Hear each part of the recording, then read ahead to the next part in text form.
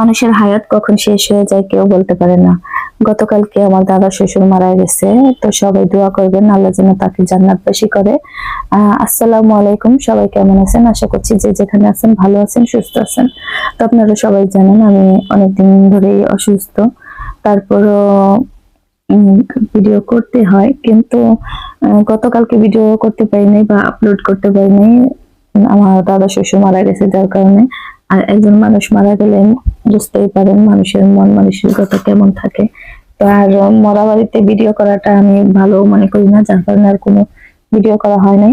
আর এই ভিডিওটা কয়েকদিন আগের করা, তখন আমার মা আসছিল এত জ্বর নিয়ে, তারপরে হুমায়রাকে দেখার জন্য আসছে। তো আমরা তো অনেকদিন ধরে যাইতেছি না, এই মাসের শুরুতে একদিন গেছিলাম, এরপরে আর এই সারা মাসে যাওয়া হয়নি, কারণ অসুস্থ আছি অনেকদিন ধরে, যার কারণে আর যাওয়া হইতেছে না। তো আমার আব্বু এই ফুলকপি গুলো লাগাইছিল, তো অনেকগুলাই হয়তো বা লাগাইছে, আমি দেখি নাই যেহেতু আমার যাওয়া হয় না খেতে। তো গ্রামে থাকার এই একটা শান্তি, ফ্রেশ জিনিস খাওয়া যায়। আমাদের এখন আগের মতো গ্রাম নাই, এখন প্রায় শহরই হয়ে গেছে। আগে তো অনেক মানে খোলামেলা জায়গা ছিল, মাঠ ছিল, মানে ক্ষেত খোলা, অনেক সুন্দর একটা পরিবেশ ছিল, কিন্তু এখন আর আগের মতো নাই। এখন সবার মানে আগে অনেক বড় একটা উঠান ছিল প্রতিটা বাড়িতে, এখন কিন্তু এরকম আর নাই। সবাই বাড়ি করে মানে বিল্ডিং টিল্ডিং করে একদম জায়গা নাই বললে চলে। তো এই ফুলকপির সাথে কিছু পাতাও ছিল, পাতাগুলো একদম ফ্রেশ। তো আমি ভাবলাম পাতাগুলো দিয়ে শাক রান্না করব।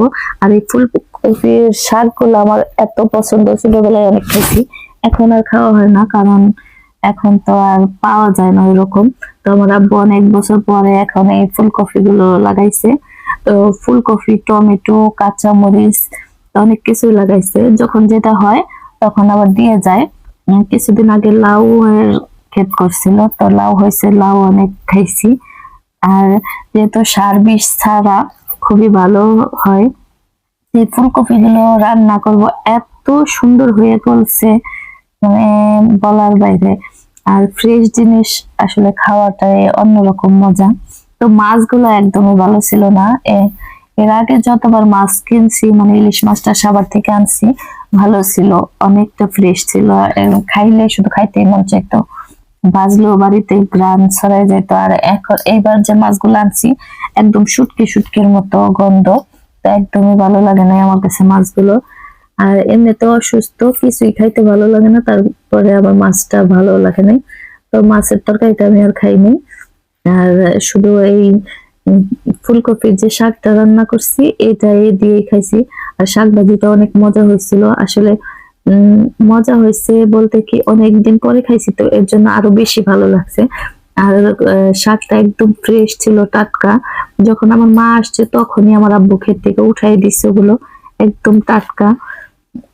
তো আমি ভাবলাম যেহেতু টাটকা আছে তো আজকে রান্না করে ফেলি, তাই আজকে রান্না করলাম। শাক ভাজিটা করলাম, আর ফুলকপি, আলু, টমেটো দিয়ে, ইলিশ মাছ দিয়ে একটা পাতলা ঝোল করবো, মানে অতটাও পাতলা না, ফুলকপির তরকারিতে যেরকম হওয়া দরকার ওই রকমই। আর এই যে সবকিছু মশলা এখন দিয়ে ভালো করে কষায় নিব। আসলে এখনো আমি অতটা সুস্থ হই নাই, এই পর্যন্ত কতবার যে ভয়েস দিতে যে স্কিপ করতে হয়েছে এই কাশির জন্য, তারপর বিরক্ত হয়ে গেছি। আর এত কষ্ট করে ভিডিও বানাই, কেউ আপনারা ভিডিও দেখেন না, লাইক কমেন্ট করেন না, তো আমাদের মনটাও নষ্ট হয়ে যায়। তো আপনাদের যদি ভালো লাগে একটু কষ্ট করে ভিডিওটা দেখবেন শেষ পর্যন্ত, আর লাইক কমেন্ট শেয়ার করে দিবেন। তো পেজটাকে ফলো দিয়ে পাশে থাকবেন। আসলে আপনারা হয়তো আমার ভয়েসটা শুনলে বুঝতে পারবেন আমি কতটা অসুস্থ, তারপরেও ভয়েসটা দিতেছি। এখন বেশি দিন আবার ভিডিও আপলোড না করলে দেখা যায় রিচটা একদম ডাউন হয়ে যায়, আর এমনিতেও আমার রিচটা অনেক ডাউন হয়ে গেছে, জানি না কেন। আমি ভয়েসটা দিতে আমার খুবই কষ্ট হইতেছে, তারপরেও দিতেছি। তো এই যে মশলাটা কষায়া এখন আমি এখানে ফুলকপি আর আলুটাও দিয়ে দিলাম, সাথে টমেটোটা একসঙ্গে কষাই নিব। আর টমেটোটাও অনেক ফ্রেশ ছিল, একদম গলে গেছে। তো সাথেই কষাইলাম, যাতে মাঝে মাঝে কিছু কিছু টমেটো হয় কি একটু শক্ত শক্ত হয়ে থাকে, গলতে চায় না, যার কারণে আমি একসঙ্গে কষাই নিছি। আর টমেটোটা আমার সব সবজির ভিতর টমেটোটা খুবই ফেভারিট, আমি খুব পছন্দ করি। টমেটো এমনি কাঁচা খাইতেও ভালো লাগে।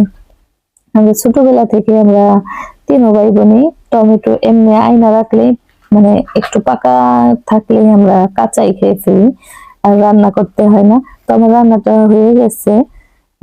আজকের মতো ভিডিওটা এখানেই শেষ